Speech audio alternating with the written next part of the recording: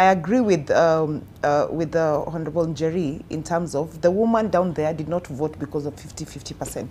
The woman down there voted for President Ruto because, number one, they were promised that of the Hustler Fund, of the 50 billion, 25 billion will be for women.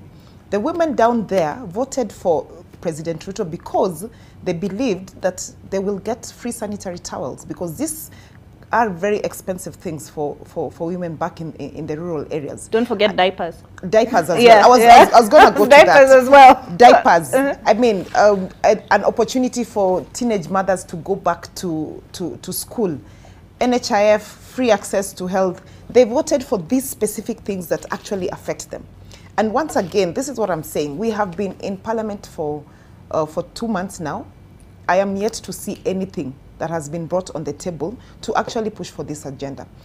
Number two, when I look at even the Hustler Fund, before we even go to the Hustler Fund, we already have in place what we call an Uwezo Fund. Has anyone taken to task to actually review and see how has Uwezo Fund been able to perform in the last period that women have had access to it? What is the uptake of Uwezo Fund? Before we go the direction of bringing in another extra fund that needs money, that this government has told us categorically we do not even have that money in the first place. So the existing structures, the existing policies that we have in place, what have you done to ensure that this is actually helping the women down there? So for me, this is a failure, point blank. And I would actually challenge the women leaders from Kenya Kwanza, those in National Assembly, those in county government, because they have majority of the governors, and those in Senate, that you need to have a meeting with the president as the women leaders of your caucus and tell him, boss, if you don't fix this, we don't know what to go back to the women of this country and tell them,